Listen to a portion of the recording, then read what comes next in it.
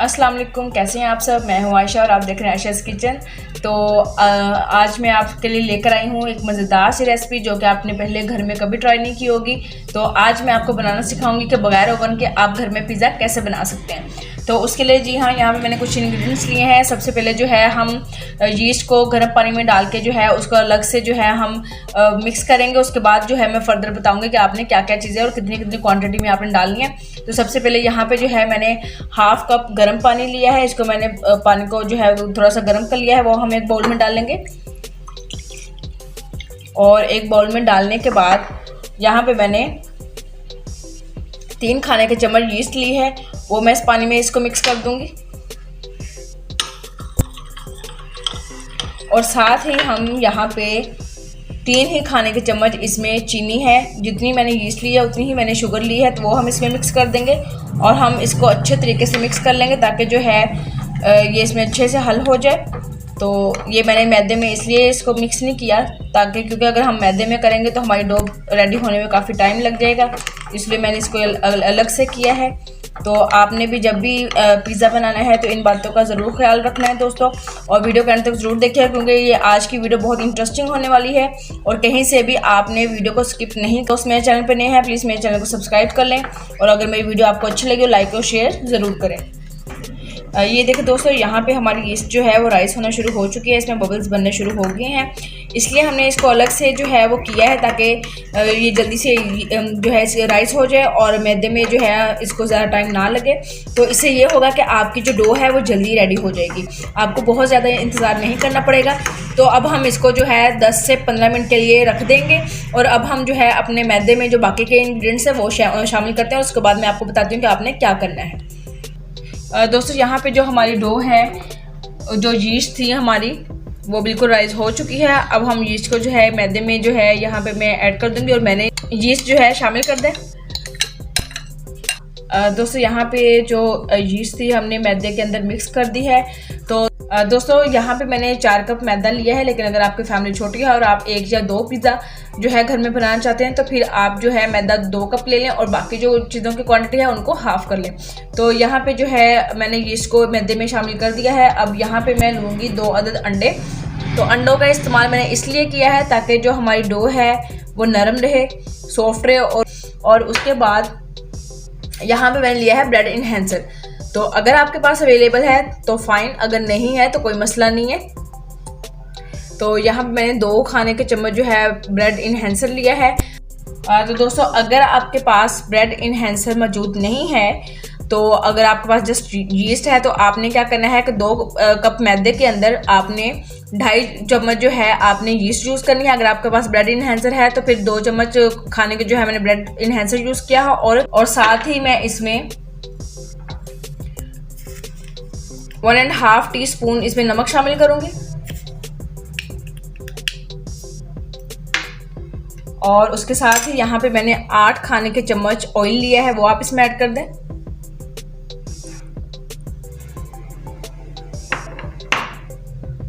और उसके बाद यहाँ पे मैंने गरम दूध लिया है। यहाँ पे मैंने 1 कप लिया है, लेकिन मैं 1 कप यूज़ नहीं करूँगी। तो यहाँ पे मैं हाफ जो है गरम दूध इसमें शामिल कर दूँगी। तो अब हम करेंगे इसको मिक्स, और मिक्स करने के बाद हम इसको तब तक जो है रखेंगे साइड पे जब तक हमारी जो डो है वो राइस ना हो जाए। और अच्छी तरीके से जब राइस हो जाए उसके बाद मैं आपको बताऊंगी कि आपने इसको किस तरह पिज़्ज़ा की शेप में देना है और ये किस तरह से इसको रेडी करना है। दोस्तों यहाँ पे जो हमारी डो है वो रेडी हो चुकी है, मतलब कि अब हम इसको जो है राइस होने के लिए रख देंगे। तो इसके ऊपर यहाँ पे मैंने थोड़ा सा ऑर्गेनो लिया है, तो ये ऑप्शनल है, अगर आप यूज़ करना चाहें, अगर ना भी करना चाहें तो इसमें कोई इशू नहीं है। तो ये मैं आधा खाने का चम्मच इसके ऊपर जो है ऑर्गेनो डाल दूँगी। इससे ये है कि आपके पिज़्ज़े का जो टेस्ट है वो और भी डेवलप हो जाएगा। तो ये मैंने इसके ऊपर डाल के अब हम इसको रख देंगे ढाँप के। और साथ ही अब हम इसके करेंगे चिकन को मैरिनेट, जो कि हमने इसके पिज़्ज़े में यूज़ करना है। तो साथ साथ रहिएगा। दोस्तों यहाँ पे लिया है हमने बोनलेस चिकन, तो जिसको मैंने स्मॉल बोटी में कर लिया है, और ये तकरीबन जो है 400 से 500 ग्राम है। तो इसमें अब हम जो है अपने बाकायदा जो हमने इंग्रेडिएंट्स इसमें शामिल करने हैं हम वो डालेंगे इसके अंदर। सबसे पहले मैं इसमें 1 टीस्पून जो है नमक ऐड करूँगी, और 1 टीस्पून ही इसमें पिसी हुई लाल मिर्च जाएगी। اور یہاں پہ جو ہے 1 کھانے کا چمچ لہسن ادرک کا پیسٹ ہے وہ میں اس میں ایڈ کر دوں گی،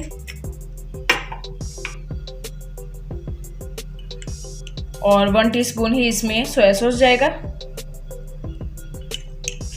جو ہے میں نے 2 ٹی اسپون اس میں ڈال دیا ہے، اور 2 ٹی اسپون ہی اس میں چلی سوس ایڈ کروں گی تاکہ جو چکن کا ٹیسٹ ہے وہ اور بھی اچھا آ جائے، اور 2 ٹی اسپون ہی میں اس کے اندر سرکہ ایڈ کروں گی، اور ان کو ایڈ کرنے کے بعد آپ اس کو اچھی طریقے سے مکس کر لیں، اور مکس کرنے کے بعد آپ نے چکن کو تقریباً 15 سے 20 منٹ تک جو ہے اس کو میرینیشن کے لیے رکھ دینا ہے تاکہ جو اس کے جتنے بھی مسالے ہیں وہ اس کے اندر اچھی طریقے سے جذب ہو جائیں۔ دوستو جو ہم نے پیزا کے لیے چکن میرینیٹ کیا تھا وہ میرینیٹ ہو چکا ہے، تو اس کو اب ہم کوک کریں گے۔ تو یہاں پہ میں نے لیا ہے ایک پین، تو اس پین میں 2 سے 3 کھانے کے چمچ جو ہے وہ آئل شامل کر دوں گی۔ آئل شامل کرنے کے بعد اس کے اندر مطلب کہ آدھا کھانے کا چمچ میں نے لہسن ادرک کا پیسٹ لیا ہے وہ میں اس میں ایڈ کر دوں گی،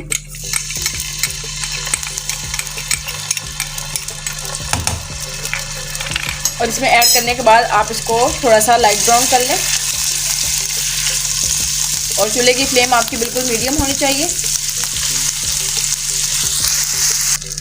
دوستو یہاں پہ ہمارا جو لہسن ادرک کا پیسٹ تھا وہ لائٹ براؤن ہو چکا ہے۔ اب جو ہم نے چکن میرینیٹ کیا تھا وہ میں اس میں ایڈ کر دوں گی،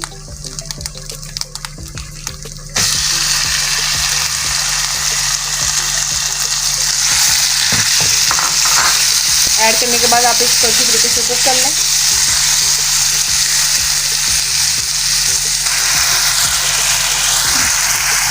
دوستو یہاں پہ چکن نے جو ہے پانی چھوڑ دیا ہے، تو آپ نے جسٹ اس کو پانی کو ڈرائی کرنا ہے، اس کو اوور کوک نہیں کرنا، تو تاکہ اس میں جوسی سا فلیور جو ہے وہ برقرار رہے۔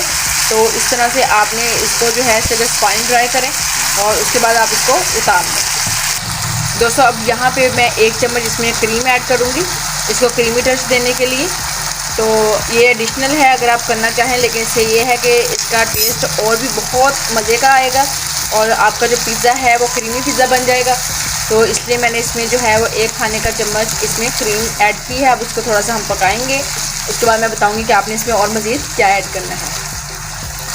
دوستو اب یہاں پہ جو ہے میں 1 چوتھائی کھانے کا چمچ اس میں کالی مرچ ایڈ کر دوں گی، اور اس کو ایڈ کرنے کے بعد آپ چکن کو تب تک پکائیں جب تک اس کا پانی جو ہے وہ ڈرائی نہ ہو جائے، اور اس کے بعد جو ہے ہم اس کو اتار لیں گے۔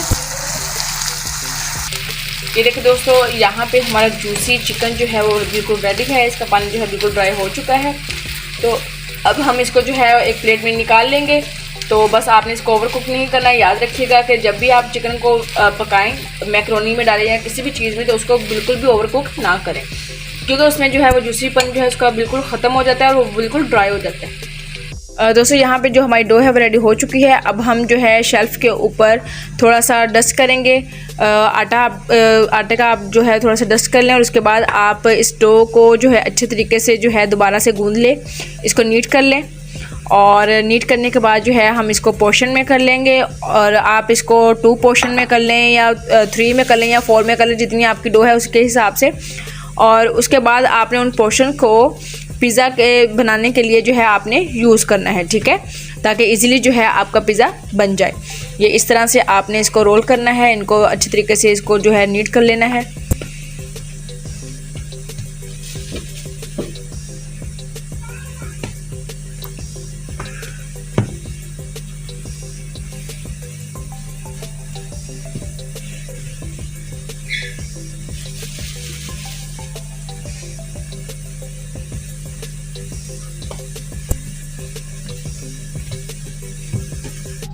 یہ دیکھیں دوستو ہماری ڈو جو ہے وہ نیٹ ہو چکی ہے۔ اب ہم اس کو کر لیں گے پورشن میں کٹ۔ تو یاد رکھیے کہ آپ 1 کپ میدے سے آپ 1 پیزا جو ہے وہ ایزیلی بنا سکتے ہیں۔ اس کو آپ 4 پورشن میں ڈیوائڈ کر لیں۔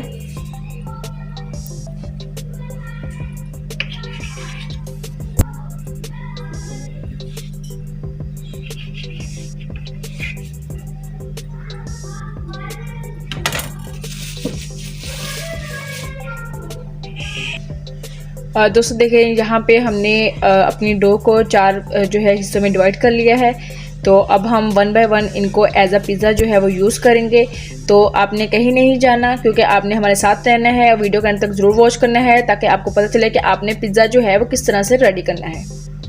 دوستو یہاں پہ میں نے لی ہے نان اسٹک کی پیزا ٹرے. تو اگر آپ چاہیں تو اس کے لیے اسٹیل کی بھی یوز کر سکتے ہیں, یہ ایزیلی بازار سے اویلیبل ہے. تو اس پہ میں نے تھوڑا سا آٹے کو سپریٹ کر لیا ہے. اس کے بعد جو ہے اپنی ڈو کو اس کے اوپر پھیلائیں گے, اور پھیلانے کے بعد آپ نے اس کو ہاتھوں کی مدد سے ہی پوری ٹرے میں اس کو پھیلا لینا ہے. اس کے بعد ہم اس کے اوپر اپنے باقاعدہ جو باقی کے انگریڈینٹس ہیں وہ شامل کریں گے.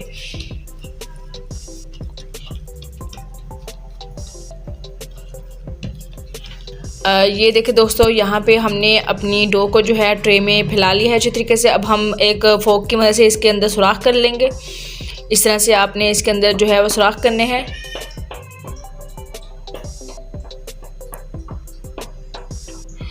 دوستو اب ہم جو ہے جو کہ پیزا سوس میں نے گھر میں بنائی تھی, اور اس کی ریسپی میرے چینل پہ بھی جو ہے اویلیبل ہے. تو وہ پیزا سوس جو ہے ہم اس کے اوپر اچھے طریقے سے لگا دیں گے. اگر آپ چاہیں تو بازار سے بھی پیزا سوس ملتی ہے, لیکن اگر میں تو یہی کہوں گی کہ آپ گھر میں بنا لیں, وہ زیادہ بہتر ہے. یہ دیکھیں دوستو, یہاں پہ پیزا سوس جو ہے وہ اچھی طریقے سے لگ چکی ہے. اب ہم اس کے اوپر جو ہے کیپسیکم جو ہم نے 2 عدد لی ہے اور اس کے جو ہے ہم نے اسکوئر شیپ میں کاٹ لیا ہے, وہ ہم اس کے اوپر سپریٹ کر دیں گے.